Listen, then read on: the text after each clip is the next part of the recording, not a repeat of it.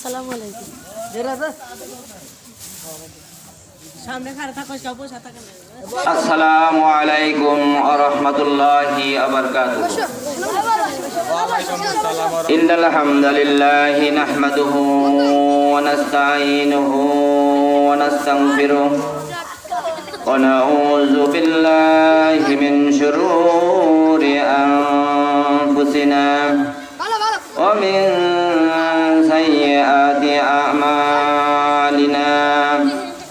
من يهد الله فلا مضل له ومن يضلله فلا هادي له ونشهد أن لا إله إلا الله وحده لا شريك له وداعيا إلى الله بإذنه وسراجا منيرا.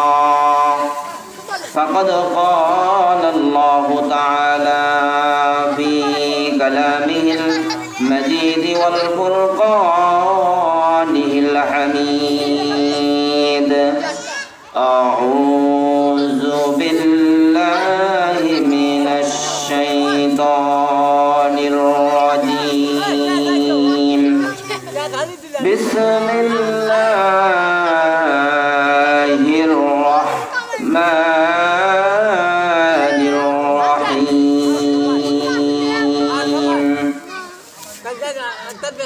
وعد الله المؤمنين والمؤمنات جنات تجري من تحتها الأنهار.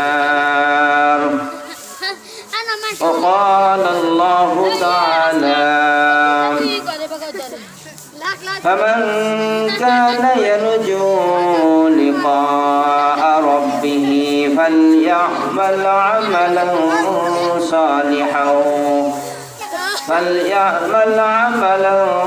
صالحا ولا يشرك بعبادة ربه أحدا. وقال رسول الله صلى الله عليه وسلم: من أحيا سنتي فقد أحبني ومن أحبني معي في الجنة. আলহামদুলিল্লাহ, আল্লাহ তাআলার লাখ কোটি শুকরিয়া।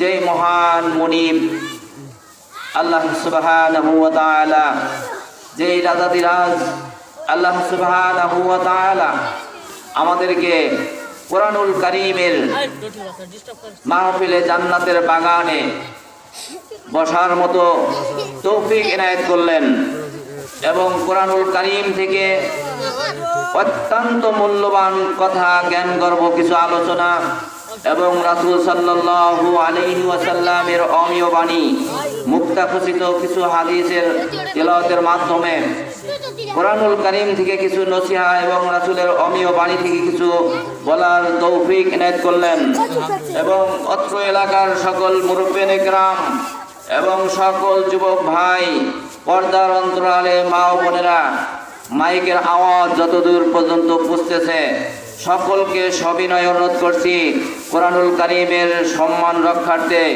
সমস্ত বেহুদা কথাবার্তা বন্ধ করে দিয়ে আল্লাহর কোরআনকে সম্মান রক্ষার জন্য মনোযোগ সহকারে শোনার জন্য সবিনয় অনুরোধ করছি। এই জন্য মহান আল্লাহ পাকের দরবারে আমরা শুকরিয়া আদায় করে নেই। মহান রাজাদিরাজ আল্লাহ সুবহানাহু ওয়া তাআলার দরবারে আমরা সকলেই অন্তরস্থল থেকে হৃদয় নিংড়ানো ভাষায় অত্যন্ত মহব্বতের সাথে একবার শুকরিয়া আদায় করে সকলেই পড়ি আলহামদুলিল্লাহ। আরো স্মরণ করছি বিশ্বনন্দিত নেতা সাইয়্যিদুল মুরসালিন খাতামুন নবিয়্যিন, কাল কিয়ামতের কঠিন মুসিবতের সময় বান্দা বান্দিরা যখন ইয়া নফসি বলে কান্না শুরু করে দিবে, মাথার উপরে সূর্যের কিরণ দিতে থাকবে। হাদিসের বর্ণনায় রাসূল সাল্লাল্লাহু আলাইহি ওয়াসাল্লাম বর্ণনা করেছেন, মাথার 2 থেকে 3 মাইল উপরে সূর্য চলে আসবে, তখন সূর্যের 12টি মুখ খুলে যাবে। মানুষের মাথার মগজগুলো টস টস করে গলে পড়তে থাকবে। কারো হবে হাঁটু পানি, কারো হবে কোমর পানি, কারো হবে বুক পানি, কারো হবে গলা পানি, কারো হবে কানের নদী বন্ধ, কেউ সাঁতরাইতে থাকবে। সেই কঠিন মুসিবতের সময় রাসূল সাল্লাল্লাহু আলাইহি ওয়াসাল্লাম বলেছেন, আমার খাঁটি উম্মতি বান্দা বান্দিরা কিয়ামতের ময়দানে আমার সুপারিশ পাবে। বলেন সুবহানাল্লাহ। সেই রাসূলের শানে ভক্তি মুহাব্বতের সাথে যারা দুরূদ শরীফ পাঠ করে, রাসূল সাল্লাল্লাহু আলাইহি ওয়াসাল্লাম বলেছেন, ওই বান্দার প্রতি সাথে সাথে আল্লাহ পাক 10টি নেকি তার আমলনামার মধ্যে লিখে দেন। আর যখন আল্লাহর বান্দি যখন দুরূদ শরীফ পাঠ করে, সঙ্গে সঙ্গে তার আমলনামার মধ্যে থেকে বদ আমলের মধ্য থেকে 10টি গুনাহ আমলনামার মধ্যে থেকে কেটে দেওয়া হয় এবং আল্লাহ পাক জান্নাতের মধ্যে 10টি মর্যাদা বৃদ্ধি করে দেন। চিৎকার দিয়ে বলেন সুবহানাল্লাহ। এই জন্য রাসূলের শানে আমরা অন্তরস্থল থেকে মহাব্বতের সাথে একবার আমরা পড়ে নিই সাল্লাল্লাহু আলাইহি ওয়াসাল্লাম। আমরা সকলেই মহাব্বতের সাথে রাসূলের শানে দুরূদ শরীফ পাঠ করে নেই। আল্লাহুম্মা সাল্লি আলা মুহাম্মাদিন ওয়া আলা আলি মুহাম্মাদ কামা সাল্লাইতা আলা ইব্রাহিম ওয়া আলা আলি ইব্রাহিম ইন্নাকা হামিদুম মাজিদ। আল্লাহুম্মা বারিক আলা محمد وعلى آل محمد كما باركت على إبراهيم وعلى آل إبراهيم إنك حميد مجيد. ربنا لك الحمد حمدا كثيرا طيبا مباركا فيه لجلال وجهك وعظيم سلطانك. আমরা মহান রাজাধিরাজ আল্লাহ সুবহানাহু ওয়া তাআলার দরবারে তার শিখানো ভাষায় শুকরিয়া আদায় করলাম এবং রাসূল সাল্লাল্লাহু আলাইহি ওয়াসাল্লামের শানে তার শিখানো ভাষায় সংক্ষিপ্তভাবে দরুদ শরীফ পাঠের মাধ্যমে আজকের মূল আলোচনার বিষয় চলে যাব ইনশাআল্লাহ। আমি কোরআনুল কারীম থেকে সর্বপ্রথম সূরাতুত তাওবার 72 নম্বর আয়াতে কারিমা তেলাওয়াত করেছি। তারপরে সূরাতুল আল কাহাফ 18 নম্বর সূরার 110 নম্বর আয়াতের শেষ অংশ তেলাওয়াত করেছি এবং রাসূল সাল্লাল্লাহু আলাইহি ওয়াসাল্লামের অমীয় বাণী মুক্তাখচিত একখানা ছোট্ট একটি হাদিস তেলাওয়াত করেছি। অত্র আয়াত এবং হাদিসের আলোকে আপনাদের মাঝে অল্প পরিসরে কোরআনুল কারীম থেকে এবং রাসূলের সুন্নাহ থেকে কিছু কথা বলার তৌফিক যেন আল্লাহ তাআলা আমাদেরকে দান করেন। সবাই আল্লাহুম্মা আমিন। আল্লাহ তাআলা আমাদেরকে যেন এই কোরআনুল কারীমের মাহফিল থেকে কিছু বলার এবং কিছু শোনার আমলের নিয়তে শোনার তৌফিক দান করেন। সবাই বলুন আল্লাহুম্মা আমিন। আল্লাহ রাব্বুল আলামিন কোরআনুল কারীমের ভিতরে আজকের আলোচ্য বিষয় হলো জান্নাতের বিষয়। আমরা কিন্তু জান্নাতে সবাই কিন্তু যেতে চাই, ঠিক কিনা? সেই জান্নাতুল ফেরদাউসের বিষয়। জান্নাত মানে বাগান, উদ্যান, গাছপালা। জান্নাত মানে বাগিচা, মনোরম পরিবেশ, যেখানে কোনো বাজে কোনো কথা শোনা যাবে না, কোনো ঝগড়া বিবাদ থাকবে না, ফিতনা ফাসাদ থাকবে না, কোনো প্রকার কিচ্ছা কাহিনী শোনা যাবে না এবং শুধু আরামদায়ক জায়গা। এক কথায় যত রকমের আরামদায়ক জায়গা, সেটি হলো আল্লাহর জান্নাত। চিৎকার দিয়ে বলেন সুবহানাল্লাহ। সেই সম্পর্কে আল্লাহ রাব্বুল আলামিন 9 নম্বর সূরা কোরআনুল কারীমের ভিতরে 10 নম্বর পারা 72 নম্বর আয়াতে আল্লাহ তাআলা বলেন, ওয়াদাল্লাহুল মুমিনিনা ওয়াল মুমিনাতি জান্নাতিন তাজরি মিন তাহতিহাল আনহার। আল্লাহ তাআলা বলেন, আমি আল্লাহ তাআলা ওয়াদা করতেছি, আমি আল্লাহ তাআলা চ্যালেঞ্জ ঘোষণা করলাম, একমাত্র খাঁটি মুমিন বান্দা বান্দীদের জন্য আমি জান্নাতুল ফেরদাউসের ব্যবস্থা করেছি। চিৎকার দিয়ে বলেন সুবহানাল্লাহ। জান্নাতিন তাজরি মিন তাহতিহাল আনহার। আমি এমন একটি জান্নাত তাদের জন্য মুত্তাকিন বান্দা মুমিন বান্দা বান্দীদের জন্য তৈরি করে রেখেছি, যে জান্নাতের পার দিয়ে ঝর্ণা দ্বারা নদী প্রবাহিত থাকবে। সুবহানাল্লাহ। সেই ঝর্ণা দ্বারা নদী সম্পর্কে রাসূল সাল্লাল্লাহু আলাইহি ওয়াসাল্লাম বর্ণনা করেছেন, সেই নদীটি ঝর্ণা দ্বারা নদী 4টি নহর থাকবে। একটি হলো সুমিষ্ট পানি, সেই পানি যদি কেউ পান করে তাই আমাদের ময়দানে যখন আল্লাহ তাআলা জান্নাতি করবেন, খালিদিনা ফিহা আবাদা, কোনদিন তার পিপাসা লাগবে না। আল্লাহ তাআলা পিপাসা একবার দূরীভূত করে দিবেন এবং তার সকল পানীয় পিপাসা আল্লাহ তাআলা দূরীভূত করে দিবেন। এবং তারপরে আল্লাহ তাআলা আরেকটি নহরের কথা বলেছেন, সেটি হলো দুধের নহর। সেই জান্নাতের নদীর দুধের সুমিষ্টি দুধের নহর থেকে যখন এক পেলা দুধ পান করবে, রাসূল সাল্লাল্লাহু আলাইহি ওয়াসাল্লাম বলেছেন, ওই সকল মুমিন মুত্তাকিন বান্দা বান্দীদের জন্য আল্লাহ পাক 100 জন যুবক যুবতীর শক্তি আল্লাহ পাক তার শরীরের মধ্যে দান করবেন। চিৎকার দিয়ে বলেন সুবহানাল্লাহ। তাহলে সেই জান্নাতে যাওয়ার দরকার আছে না নাই? আমরা কিন্তু জান্নাতের আশা করি, কিন্তু জান্নাতে কিছু আমল যদি না করি তাহলে কিন্তু সেই জান্নাত আসলে পাওয়া যাবে না। সেই জান্নাতের জন্য আমাদেরকে চেষ্টা করতে হবে, কি ভালো আমল করলে কারে, কি সৎ আমল করলে কারে আল্লাহ পাক জান্নাত দিবেন, সেই বিষয়গুলোর সামনে কিছু আলোচনা করার চেষ্টা করব ইনশাআল্লাহ। আল্লাহ রাব্বুল আলামিন এই আয়াতের ভিতরেই বলেছেন আরেকটি নহর দেওয়া হবে, সেই নহর হলো মধুর নহর। সেই মধুর নহর থেকে যে ব্যক্তি মধু পান করবে আল্লাহ পাক সকল প্রকার অসুখ বিসুখ বালা মুসিবত থেকে তাকে হেফাজত দান করবেন। সূরাতুল ওয়াকিয়া 27 নম্বর পারার ভিতরে আল্লাহ তাআলা বলছেন, তার ঘাড় ব্যথা করবে না, মাথা ব্যথা করবে না, শিরা ব্যথা করবে না, হাত পা ম্যাচম্যাচ করবে না, কোনো অসুখ বিসুখ হবে না। এত সুন্দর নিয়ামত আল্লাহ তাআলা দান করবেন। ওয়াকিয়া শব্দের অর্থ হলো ঘটনা, কিয়ামতের ঘটনা, জান্নাতের ঘটনা, জাহান্নামের বর্ণনা, সব কিছু সূরাতুল ওয়াকিয়ার মধ্যে বিস্তারিতভাবে আল্লাহ তাআলা বর্ণনা করেছেন। যারা জান্নাতি আমল করবে, ভালো নেক আমল করবে, আল্লাহ পাক ওই সকল বান্দা বান্দীদেরকে জান্নাতের সেই নহরের মধুর নহর থেকে মধু খাওয়ার তৌফিক দান করবেন।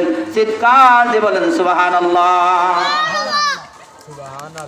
তারপরে আল্লাহ তাআলা আরেকটি নহর দিবেন, সেই নহরটি হবে শরাব, সুমিষ্টীয় শরাব। একটি সুন্দর সুমিষ্টীয় শরাব পান করবে, সেই শরাব পান করলে তার আপাতমস্তক শরীরের মধ্যে শুধু ভালোই লাগবে, তার শরীরে কোনো প্রকার খারাপ লাগবে না, কোনো অসুখ বিসুখ তাকে স্পর্শ করবে না, কোনো অসুখ বিসুখ হবে না। জান্নাতের মধ্যে যখন আল্লাহ তাআলা সেই নিয়ামতগুলো দিবেন, একবারে নবযৌবনা যুবক যুবতী করে আল্লাহ পাক জান্নাতের মধ্যে ঢুকাই দিবেন। চিৎকার দিয়ে বলেন সুবহানাল্লাহ। তাহলে সেই জান্নাতের বাগান, যেহেতু জান্নাতের বাগান, তাহলে জান্নাত সম্পর্কে তো আমাদের একটু ধারণা থাকা দরকার, ঠিক কিনা? সেই জান্নাতের জন্য যদি আমরা একটু মেহনত করি, জান্নাতের জন্য যদি একটু চেষ্টা করি, জান্নাতের জন্য যদি একটু, এই দুনিয়ার জীবন অত্যন্ত ক্ষণস্থায়ী জীবন, আর পরকালের জীবন অসংখ্য, খালিদিনা ফিহা আবাদা।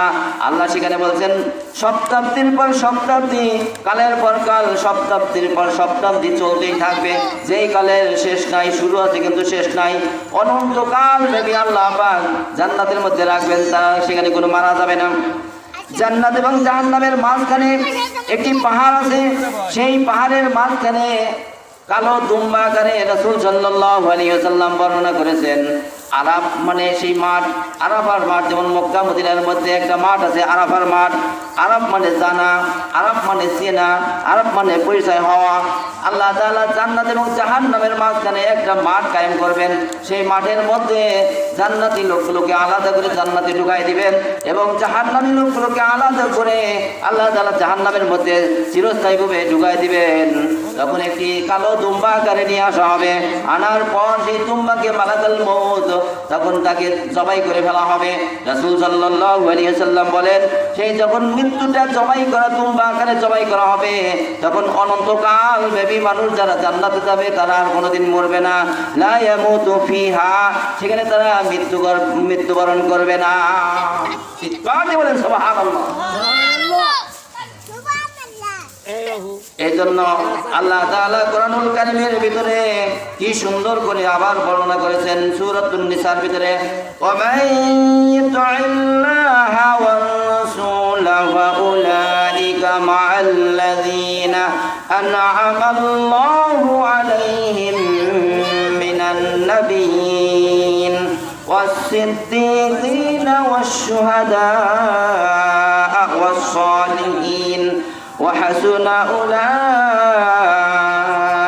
رفيقا الله أكبر আল্লাহ তাআলা কোরআনুল কারীমের মধ্যে তার পবিত্র জবানে কি সুন্দর করে বর্ণনা করেছেন, যারা সত্যিকান্তে আল্লাহর অনুসরণ করবে। অমাই ইতি শব্দ হলো অমাই অমানে এবং মাই মানে যে ব্যক্তি, ইতি মানে অনুসরণ করে।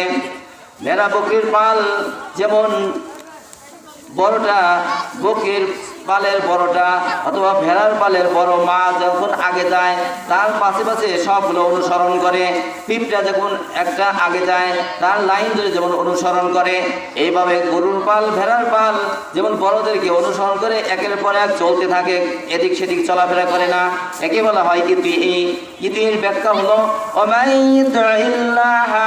যারা সত্যিকারে আল্লাহর বিধানগুলো ভালো করে জানার চেষ্টা করবে, আল্লাহর কোরআনকে ভালো করে পড়বে, প্রতিদিন নিয়মিত কোরআন তেলাওয়াত করবে, কোরআনের বিধানগুলো ভালো করে জানবে, ওই অনুসারে আমল করবে, ওই ব্যক্তিকে আল্লাহ তাআলা কিয়ামতের ময়দানে রহম করবেন। চিৎকার দিয়ে বলেন সুবহানাল্লাহ।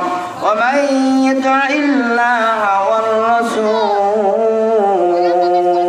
যারা আল্লাহর কথাগুলো সুন্দর করে ভালো করে জানবে আর আল্লাহর বিধান মতো জীবনযাপন করবে আর রাসূল সাল্লাল্লাহু আলাইহি সাল্লামের আনিত বিধান সুন্নাহ মোতাবেক জীবনযাপন করবে, ফাউলাইকা মা'আল্লাযীনা আন'আমা আল্লাহু আলাইহিম, আল্লাহ বলেন ফাউলাইকা, অতঃপর এই শ্রেণীর লোকদেরকে আমি কিয়ামতের ময়দানে আমি আল্লাহ তাআলা অনুগ্রহ করব। চিৎকার দিয়ে বলেন সুবহানাল্লাহ।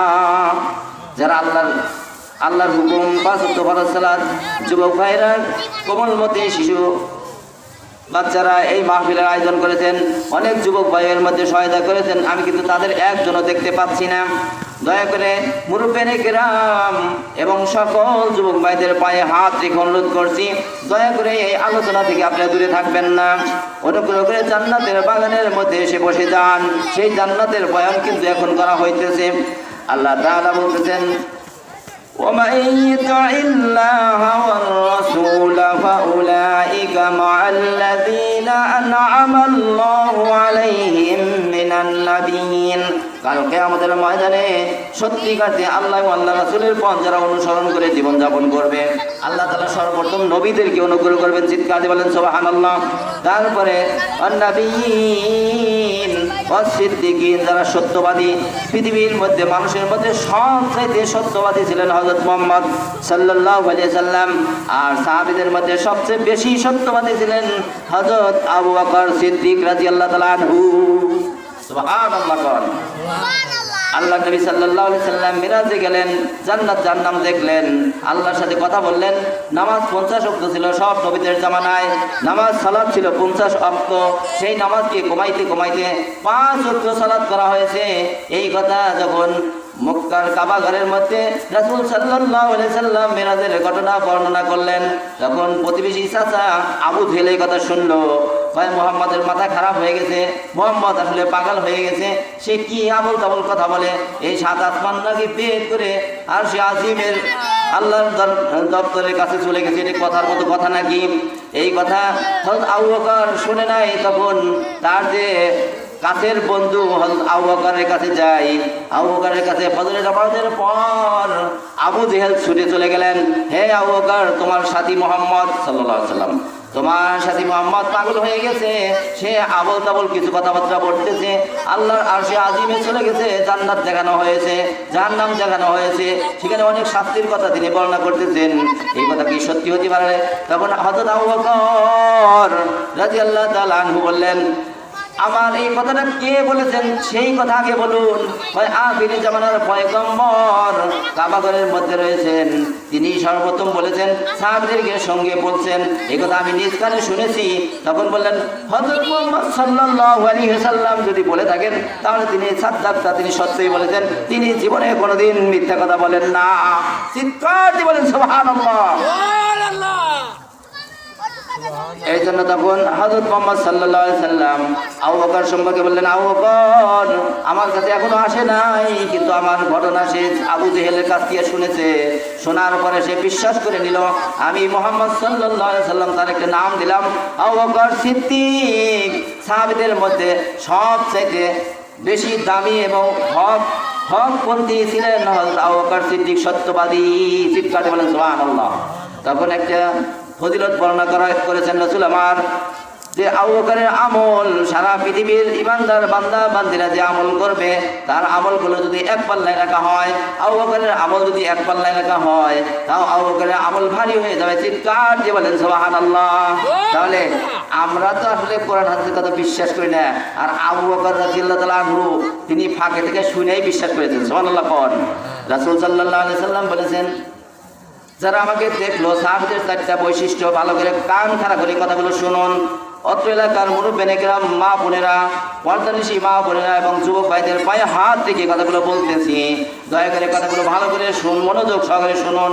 অর্থাৎ আবু বকর এমন দামি হয়েছিলেন, আর সেই কথাগুলো যদি আমরা বিশ্বাস করি, সাহাবীদের বৈশিষ্ট্য হলো চারটি আমি বলতেছিলাম। এক নম্বর, রাসূলকে যারা সরাসরি দেখেছে এবং দেখার পরে ঈমান বিশ্বাস করেছে এবং অন্তরের সাথে বিশ্বাস করে নিয়েছে। 4 নম্বর, তারা আমল করেছে।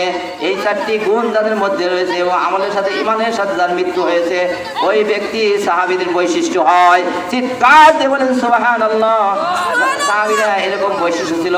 রাসূল যখন কোরআন তেলাওয়াত করতেন, এরকম রাসূল যখন জান্নাতের বয়ান করতেন, রাসূল যখন জাহান্নামের বয়ান করতেন, রাসূল যখন কিয়ামতের বয়ান করতেন, এইভাবে সাহাবীরা সব পল্লার সাইকের মতো এক ধ্যানে তারা মনোযোগ সহকারে শুনতো। কিন্তু আবু জেহেল শুনতে, উতবা, সাইবা, মুগীরা, আব্দুল্লাহ ইবনে উবাই এরাও শুনেছে। কাবাঘরের পাশ থেকে তারা গোপনে গোপনে জানালার ফাঁক দিয়ে কোরআন শুনেছে, কিন্তু তারা বিশ্বাস করে নাই। এখনো এক শ্রেণীর মানুষ আছে, তারা কোরআন হাদিস আলোচনা হয়, কোরআন পড়া হয়, কিন্তু বিশ্বাস করে না। ঠিক কিনা? ওই লোকটার মধ্যে ঈমান নাই, ওই লোকটার মধ্যে তার ঈমান নাই, তার আমলও নাই। এই লোকটা সম্পর্কে এই জন্য আমরা, আল্লাহ নবী বলেছেন, আমাকে যারা দেখলো তারা ঈমান আনলো, সাহাবীদের মর্যাদা পাইলো, কিন্তু আবু জেহেল ঈমান আনে নাই, আব্দুল মুত্তালিব ঈমান আনে নাই। এইভাবে অনেক সাহাবীর কথা এসছে যারা ঈমান আনে নাই। যেমন মুনাফিকের 14 জন নেতা ছিল, আব্দুল্লাহ ইবনে উবাই, সেও ঈমান আনে নাই। এইভাবে অনেকে ঈমান আনে নাই, তারা কোরআন হাদিস দেখেছে, রাসূলকে দেখেছে, কিন্তু ঈমান আনে নাই। রাসূল আমার বলেন, আমার বান্দা বান্দীদের মধ্যে যারা আমাকে না দেখে যারা বিশ্বাস করলো, আমি তাদের জন্য 7টি সালাম দিয়ে গেলাম। চিৎকার দিয়ে বলেন সুবহানাল্লাহ। আমাকে যারা দেখলো, দেখার পরে ঈমান আনলো, সুন্দর করে আমল করলো, ওই বান্দাদের জন্য 1টি সালাম। আর আমার পরে যারা, আমি মরে যাওয়ার পরে যে সমস্ত বান্দা বান্দিরা না থেকে বিশ্বাস করবে, কোরআনের হুবহু বিশ্বাস করবে, রাসূলের কথা হুবহু বিশ্বাস করবে, ওই সকল বান্দা বান্দিদেরকে আমি মুহাম্মদ সাল্লাল্লাহু আলাইহি সাল্লাম 7 বার সালাম তাদের জন্য দিয়ে গেলাম। তাদেরকে কিয়ামতের ময়দানে রাসূল সাথী করে জান্নাতে নেবেন। এই দেখেন আয়াতের তাফসীরে চলে যাই। ومن يطع الله والرسول فأولئك مع الذين أنعم الله عليهم من النبيين والصديقين والشهداء। যারা শাহাদাত বরণ করেছিল রাসূলের জামানায়, তারাও রাসূলের সাথে জান্নাতে যাবে, বিনা হিসাবে জান্নাতে যাবে। তারপরে সলিহিন, ওই আয়াতের শেষ অংশে বলা হয় সলিহিন, যারা সৎ আমল করেছিল, ভালো কাজ করেছিল, 5 ওয়াক্ত সালাত তাকবীরুল্লাহর সাথে আদায় করেছে জামাতের সহিত। এই পৌষ মাসে কনকনে ঠান্ডার মধ্যে যারা সুন্দর করে ওযু করে নামাজ পড়ে, রাসূল আমার বলেছেন, ঈশার নামাজে কষ্ট সত্ত্বেও ঠান্ডা পানি দিয়ে ওযু করলো, মসজিদে পায়ে হেঁটে সুন্দর করে চলে গেল। অর্ধরাত্রি তাহাজ্জুদ সালাত আদায় করলে, অর্ধরাত্রি নফল সালাত আদায় করলে যে পরিমাণ সব হয়, অনুরূপ সব আল্লাহ পাক তার আমল নামার মধ্যে লিখে দেন। চিৎকার দিয়ে বলেন সুবহানাল্লাহ। আবার ফজরের নামাজে কনকনে পোষমাসে ঠান্ডার সময় যদি সুন্দর করে ওযু করে নামাজে যায়, ওই সকল বান্দিদেরকে আল্লাহ নবী বলেছেন আরো অর্ধরাত্রি তাহাজ্জুদ সালাত আদায় করলে যেই পরিমাণ সওয়াব হয়, অনুরূপ সওয়াব আল্লাহ পাক তার আমল নামার ভিতরে দিয়ে দিবেন। চিৎকার দিয়ে বলেন সুবহানাল্লাহ। এই 4 শ্রেণী নবীন, 1 নম্বর খুব ভালো করে খেয়াল করুন, 1 নম্বর নবীন, নবীগণ বিনা হিসেবে জান্নাতে যাবে। সিদ্দিকিন, আবু বকরের মতো যারা সত্যবাদী বিশ্বাস করেছিল, ওই রকম সাহাবীর বৈশিষ্ট্য যে সত্য ইমানদার মুমিন বান্দাদের মধ্যে থাকবে, তারা জান্নাতে যাবে। আল্লাহ তাআলা কিয়ামতের ময়দানে অনুগ্রহ করবেন। তারপরে বলা হয় শুহাদা, যারা শাহাদত বরণ করেছিল, যারা কোরআনের জন্য শাহাদত বরণ করেছিল। মানুষ সারা জীবন 60-70 বছর আমল করে জান্নাতের একটি মর্যাদা পাবে, সেই মর্যাদাটা হবে জান্নাতের যে বালাখানাটি দেওয়া হবে, সেটি হবে 7 আসমান জমিনের সমতুল্য একটি জান্নাত। আল্লাহ পাক তাকে দান করবেন। চিৎকার দিয়ে বলেন সুবহানাল্লাহ। আপনি কোরআনের তাফসীর ভালো করে খেয়াল করে দেখুন। আল্লাহ নবী এই ঘোষণা দিয়েছেন, কিন্তু যারা ইসলামের জন্য শাহাদাত বরণ করবে, রাসূল আমার বলেছেন আল্লাহ পাক তাকে 100টি মর্যাদা দিবেন জান্নাতের ভিতরে। অর্থাৎ এই দুনিয়া এবং 7 আসমান জমিনের যে পরিমাণ পরিধি দৈর্ঘ্য প্রস্থ রয়েছে, এর থেকে 100 গুণ বিশিষ্ট জান্নাতের বালাখানা আল্লাহ তাআলা শাহাদাতের মৃত্যুকারীকে দিবেন। সারা জীবন আমল করেও একজন শাহাদাতের মৃত্যুর সমান সওয়াব পাবেন না। রাসূল সাল্লাল্লাহু আলাইহি সাল্লাম একটা দোয়া অধ্যায়ে বলেছেন, কিয়ামতের ময়দানে আমল দিয়ে কোন ব্যক্তি সবচেয়ে বেশি নেকি নিয়ে আল্লাহর দরবারে হাজির হবে, তখন এক দোয়া অধ্যায়ে রাসূল সাল্লাল্লাহু আলাইহি সাল্লাম বলেছেন সুবহানাল্লাহিল আযীম ওয়া বিহামদিহি।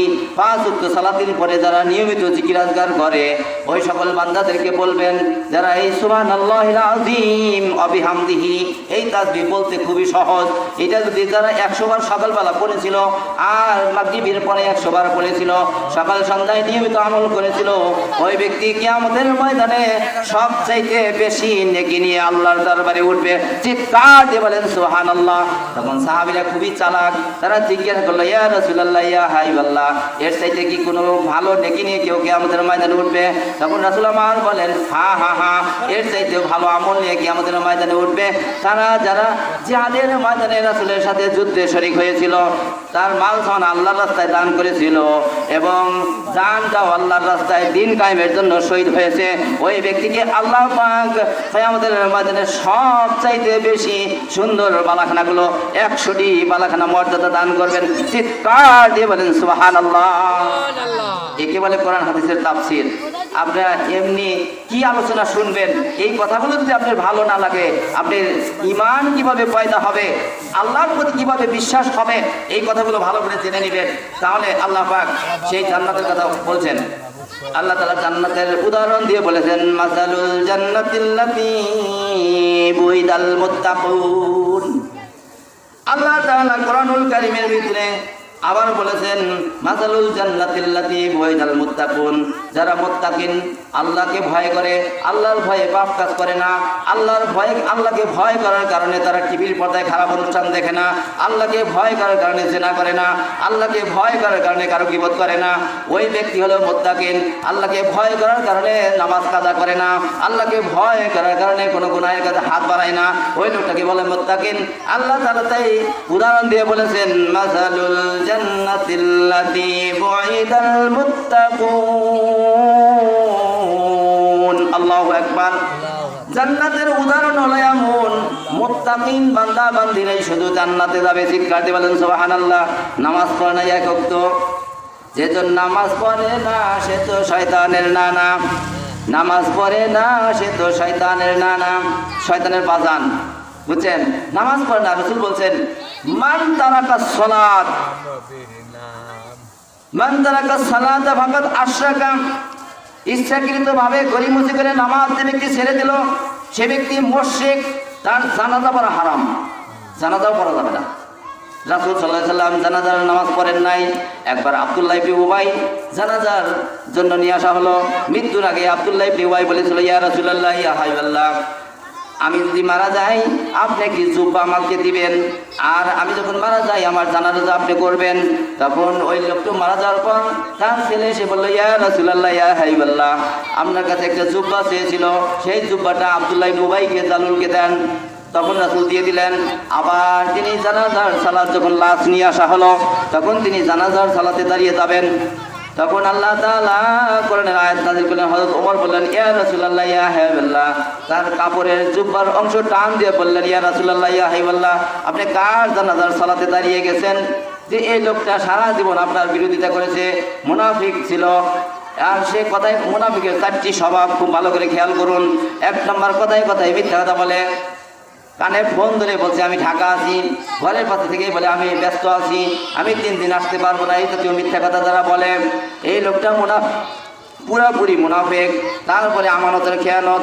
এই আমানত আবার 3 প্রকার। 1 নম্বর, কোরআন হাদিস হলো আমানত। যে সমস্ত আলেম ওলামা কোরআন হাদিসের হক টু হক বয়ান করে না, পঙ্খানুপঙ্খানুভাবে হক কথা বলে না, ওই লোকটাও হলো আমানতের খেয়ানতদার। ওই আলেমও সর্বপ্রথম জাহান্নামে যাবে। রাসূল বলেছেন, সহিহ বুখারীর বর্ণনায় রাসূল বলেছেন, সর্বপ্রথম জাহান্নাম উদ্বোধন করা হবে আলেম দ্বারা। ইসা হুলকুম, জামে তিরমিজির হাদিসে রাসূল বলেছেন, অর্থাৎ কোরআন আজও সেই কোরআন আছে, হাদিস আছে, সেই ঈমান আর মানুষ নেই। কোরআন খুব সুন্দর করে সুললিত কণ্ঠে তেলাওয়াত করবে, কিন্তু ইজা হুলকুম, রাসূল আমার বলেছেন হলকের নিচে নামবে না। অর্থাৎ কোরআনের বিধান মোতাবেক সে বর্ণনা করবে না, কোরআনের বিধান মোতাবেক সে ব্যক্তি নিজেও আমল করবে না। এই জাতীয় আলেমের সংখ্যা এখন বেড়ে গেছে, যার কারণে মানুষ হেদায়েত লাভ করতেছে না, ঠিক কিনা? এজন্য আল্লাহ বলছেন মুত্তাকিন হওয়ার জন্য তাকে বলে যে কোরআনের হুবহু বিধান পালন করার জন্য যে ব্যক্তি আর তার দিলটা কাঁপে, ওই লোকটা হলো মুত্তাকিন। সূরাতুল আনফালের মধ্যে আল্লাহ তাআলা বলছেন, সূরাতুল ইব্রাহিমের মধ্যে আল্লাহ তাআলা বলছেন 2 নম্বর আয়াত, আলিফ লাম রা, কিতাবুন আনজালনা ইলাইকা লিতুখরিজান নাসা মিনাজ যুলুমাতি ইলান নূর। আলিফ লাম রা হরফে মুকাত্তাত, যার অর্থ আল্লাহ তাআলা কিয়ামতের ময়দানে করবেন। তারপরে বলছেন কিতাবুন আনজালনাহু, এই কোরআন আমি এই জন্য নাজিল করেছি। কিতাবুন আনজালনাহু, আমি এই কোরআনকে এই জন্য নাজিল করেছি লিতুখরিজান নাসা মিনাজ যুলুমাতি ইলান নূর, সমস্ত পাপ কাজ থেকে, সমস্ত অন্যায় থেকে, সমস্ত পাপাচার থেকে, জুলুমাত অন্ধকার থেকে বের করে আল্লাহ তাআলার জান্নাতের দিকে নিয়ে যাবে। চিৎকার দিয়ে বলেন সুবহানাল্লাহ। তাহলে কোরআনের পথ ধরতে হবে। অনেকে কোরআনের বিধান বিশ্বাস করে না, অনেকে কোরআনের বিষয়গুলো বিশ্বাস করে না। যেমন 30 নম্বর পারা 107 নম্বর সূরা, সূরাতুল মাউন, খুব পরিচিত সূরা। এই সূরার শুরুতে আল্লাহ তাআলা বলেছেন, কারা আল্লাহকে মানে না, কারা পরকাল মানে না, কারা কিয়ামত মানে না, যারা কবরের বিষয়গুলো বিশ্বাস করে না, আর আইতাল্লাযী ইউকাযযিবু বিদ্দীন। হে মুহাম্মদ, ইন্টারগেটিভ সেন্টেন্স। এখানে আল্লাহ তাআলা প্রশ্নবোধক করে চিহ্ন করেছেন যে হে মুহাম্মদ সাল্লাল্লাহু আলাইহি ওয়াসাল্লাম, আপনি দেখবেন কারা কিয়ামত মানে না, কারা আল্লাহকে মানে না, কারা কোরআনকে মানে না, কারা পরকাল মানে না, তাদের সম্পর্কে আমি বলে দিচ্ছি। আর আইতাল্লাযী ইউকাযযিবু বিদ্দীন ফাযালিকাল্লাযী ইয়াদউল ইয়াতীম, যারা ইতিম মিসকিনকে খোঁজ খবর নেয় না, যারা ইতিম মিসকিনকে ধাক্কা দিয়ে তাড়িয়ে দেয়, যারা ইতিম মিসকিনকে ধমক দেয়, দান তো করেই না, তারা ধমক দিয়ে তাড়িয়ে দেয়, নাউজুবিল্লাহ। এই সকল নাফরমান বান্দারা কিয়ামত মানে না, আল্লাহকে মানে না। এই সূরায় 7টি আয়াত আছে। এই আয়াতের মধ্যে আল্লাহ বলেন ফাওয়াইলুল লিল মুসাল্লিন, ওই নামাজি জাহান্নামে যাবে। ওয়াইলুন মানে জাহান্নামের সবচাইতে উত্তপ্ত কয়লা, ধাও ধাও করে আগুন জ্বলে, সেই জায়গার ভিতরে তাকে পোড়ানো হবে। এই জন্য আল্লাহ বলছেন ফাওয়াইলুল লিল মুসাল্লিন, ওই নামাজি জাহান্নামে যাবে যেই নামাজি 5 ওয়াক্ত নামাজ ঠিকমতো আদায় করতো না। নাউজুবিল্লাহ। 5 ওয়াক্ত নামাজ যদি পড়া হয়,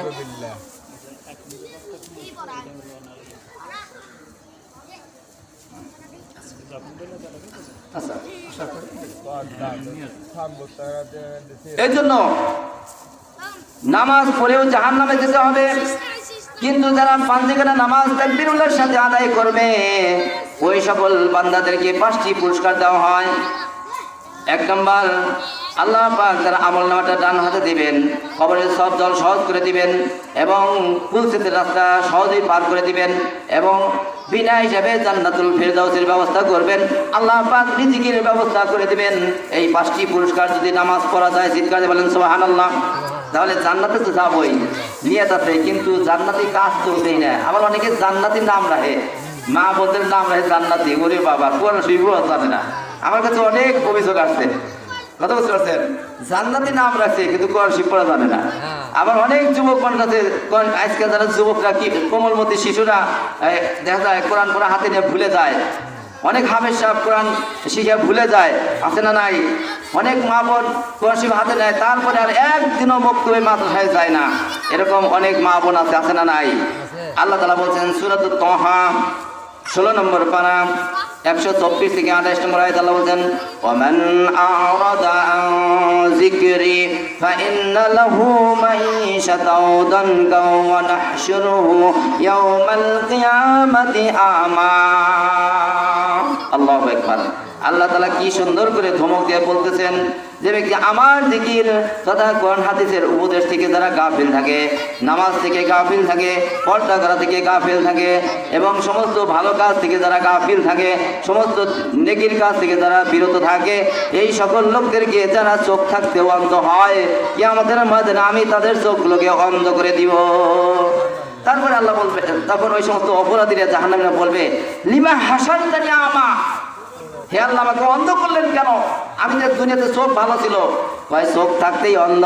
কোরআন পড়া শিখছিল ভুলে গেছে, অনেক হাফেজ আছে কোরআন পড়া শিখে ভুলে গেছে, অনেকেই আছে কোরআন পড়ে না, অনেকে আছে নামাজ পড়ে না, অনেকেই আছে রোজা রাখে না, অনেকে আছে অনেক এরকম একে একে বলতে গেলে অনেকগুলো কথা বলা যাবে। এই জন্য আসসালামু আলাইকুম। তাহলে এইরকম যাদের আমল খারাপ হবে তাদের সম্পর্কে আল্লাহ বলছেন যে লিমা হাসারতানি আমা, আমাকে কি আমাদের ময়দানে অন্ধ করলেন কেন? তখন আল্লাহ বললেন যে দুনিয়াতে আমার কোরআন তুমি পড়ো নাই, কোরআনের বিধান মতো জীবনযাপন করো নাই, কোরআনের বিধান মতো অর্থনীতি, সমাজনীতি, ব্যবসা নীতি, বিবাহ তালাক, মরা গারা, রাজনীতি, ব্যাংক নীতি, সকল নীতি যদি কোরআন থেকে গ্রহণ না করো, তোমার মধ্যে ইমানদারিত্ব নাইটাই তুমি মুসলিম বলতে দাবি করতে পারবে না। যেমন আল্লাহ তাআলার 99টি নাম রয়েছে আসমাউল হুসনা কোরআনের আয়াত। এখানে আল্লাহ তাআলা বলছেন আমার অসংখ্য সুন্দর সুন্দর নাম রয়েছে, সেই নামের ভিতরে আমি 5টা নামের ব্যাখ্যা করব। আমার বক্তা দ্বিতীয় বক্তা আসার আগ মুহূর্ত পর্যন্ত আমি অল্প পরিসরে কিছু বয়ান করব। আমরা যে আল্লাহ আল্লাহ জিকির করি, আল্লাহকে ডাকি, আল্লাহর জন্য কোরআন তেলাওয়াত করি, আল্লাহর জন্য সিজদা করি, আল্লাহর জন্য ভালো কাজ করি, আল্লাহর জন্যই দান করি, আল্লাহর জন্য সব কিছু করি, কিন্তু আল্লাহর নামের ব্যাখ্যাগুলো যদি আমরা জানি তাহলে কিন্তু আমরা কোনোদিনও এরকম বিপদগামী হব না, ঠিক কিনা? আল্লাহ আল্লাহ সুপারলেটিভ কিছু গুণ আছে। আল্লাহ হলেন সৃষ্টিকর্তা। আল্লাহ কি? 1 নম্বর সৃষ্টিকর্তা। এই পৃথিবীতে যত মানুষ আছে, যত পোকামাকড় আছে, যত গবাদি পশু আছে, যত পশু পাখি আছে, যত কীট পতঙ্গ আছে, সব কিছুকে আল্লাহ তাআলা সৃষ্টি করেছেন। সব কিছুকে আল্লাহ তাআলা সৃষ্টি করেছেন। এই জন্য সৃষ্টিকর্তা হলেন যে আল্লাহ। তারপরে আল্লাহ বলছেন আমি মানুষ শুধু সৃষ্টি করি নাই, এই দুনিয়াতে থাকার জন্য আমি জমিনের একটা থাকার সুব্যবস্থা করেছি। আরদুল্লাহি ওয়াসিউন, আমি জমিনকে মানুষের জন্য উপযোগী করে বানাইছি। চিৎকার দিয়ে বলেন সুবহানাল্লাহ। তারপরে এই জমিনের ভিতরে যত রকমের ভান্ডার, রিজিকের ভান্ডার আমি তোমাদের জন্য দিয়েছি। চিৎকার দিয়ে বলেন সুবহানাল্লাহ। আল্লাহর 3 নম্বর সুপারলেটিভ গুণ হলো আল্লাহু খায়রুর রাযিকিন। আল্লাহ হলেন সবচাইতে উত্তম রিজিক দাতা। চিৎকার দিয়ে বলেন সুবহানাল্লাহ। পৃথিবীর সমস্ত মানুষের রিজিকের ফয়সালা আল্লাহ তাআলা করেন। যে নামাজ পড়ে তার জন্য করেন, যে নামাজ পড়ে না তার জন্য আল্লাহ তাআলা করেন, যে ব্যক্তি দিন মানে না তার জন্য আল্লাহ রিজিকের ফয়সালা করেন। আল্লাহ এর জন্য কোনো পারিশ্রমিক চান না। এই জন্য আল্লাহ বলছেন আল্লাহু খায়রুর রাযিকিন। আল্লাহু আকবার। তারপর আল্লাহ বলছেন আমি তোমাকে সৃষ্টি করেছি, আমি তোমাকে থাকার ব্যবস্থা জমিন সৃষ্টি করেছি এবং জমিন থেকে সকল রিজিকের ফয়সালা আমি আল্লাহ তাআলা করেছি। তারপরে আল্লাহ বলছেন যখন আদম আলাইহিস সালাম, আমাদের আদি পিতা আদম আলাইহিস সালামকে আল্লাহ তাআলা জান্নাত থেকে নামিয়ে দিলেন, তখন আল্লাহ তাআলা বললেন ফা ইম্মা ইয়াতিয়ান্নাকুম মিন্নি হুদান ফামান তাবিআ হুদায়া ফালা খাউফুন আলাইহিম ওয়ালা হুম ইয়াহজানুন। আল্লাহ তাআলা আদম আলাইহিস সালামকে যখন দুনিয়াতে নামাই দিলেন, একটা ভুলের কারণে। তখন বললেন এই আমি তোমার কাছে কিতাব পাঠিয়ে দিব, সেই কিতাব কোরআন যদি আপনি অনুসরণ করেন তাহলে হিদায়াত প্রাপ্ত হবেন। ফালা খাউফুন আলাইহিম, আপনার কোনো ভয় নাই, আপনার চিন্তা নাই, আপনি আবার সরাসরি আল্লাহর জান্নাতে যাবেন। এজন্য কনস্টিটিউশন হলো সংবিধান, এই সংবিধান মানতে হবে কোরআন। তাহলে ওই ব্যক্তি সে মুসলিম না, সে মুসলিম থাকতে পারে না, মুসলমান দাবিও করতে পারবে না। এজন্য আমি আর আলোচনা দীর্ঘায়িত করবো না, আমাদের মেহমান এসে গেছেন। এজন্য আল্লাহ তাআলা কিয়ামতের মাঝে আরেকটা নাম আছে, আল্লাহ কহ্হার। আল্লাহ বলবেন 7 আসমান এক আঙ্গুলে ভাঁজ করে ধরবেন, 7টা জমিনকে আল্লাহ তাআলা এক আঙ্গুলে ভাঁজ করে ধরবেন, সারা পৃথিবীর সমস্ত মানুষের আত্মাগুলোকে একটা আঙ্গুলে ভাঁজ করে ধরবেন। ধরার পরে আল্লাহ তাআলা বলবেন আইনা মালিকুল মুলুক, আমি হলাম বাদশাহ রাজাধিরাজ। এখন স্বৈরাচারী স্বেচ্ছাচারীরা কোথায়? এখন তাদের সব বিচার হবে। তখন পৃথিবীর কোন মানুষ আল্লাহ তাআলা কহ্হার যখন ধারণ করবেন, তখন কোন নবী রাসূল কথা বলতে পারবে না। সুবহানাল্লাহ বলেন। একমাত্র আল্লাহ তাআলা অনুমতি দিবেন হযরত মুহাম্মদ সাল্লাল্লাহু আলাইহি সাল্লামকে। তাহলে কিয়ামতের ময়দানে অনেক পীর আপনি সুপারিশ করে জান্নাতে নেবে, এ তো দূরের কথা। নবী রাসূলরাই কথা বলতে পারবেন না। তাহলে এমন পরিস্থিতি হবে কিয়ামতের ময়দান। তাহলে আমি যদি আল্লাহর বিধান যদি ভালো করে পালন না করি, রাসূলের সুন্নাত যদি ভালো করে আঁকড়ে না ধরি, তাহলে তো জান্নাত পাওয়া যাবে না। সেই জান্নাতের জন্য আমাদেরকে মেহনত করতে হবে, চেষ্টা করতে হবে, হকানি ওলামায়ের কাছ থেকে এই কথাগুলো শুনতে হবে। তাহলে আপনারা দুনিয়াতে যেমন লাভবান হবেন, পরকালেও লাভবান হবেন। মৃত্যুর সময় আসানে শুধু মৃত্যু হবে, আর তাকে আল্লাহ তাআলা জান্নাতুল ফেরদাউসের সর্বোচ্চ মাকাম দান করবেন। ওয়াকে দাওয়ানা আলহামদুলিল্লাহি রাব্বিল আলামিন।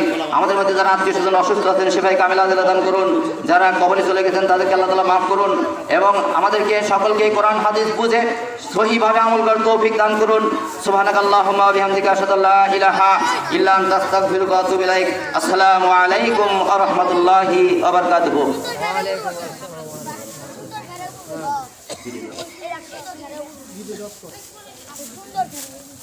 এ পর্যায়ে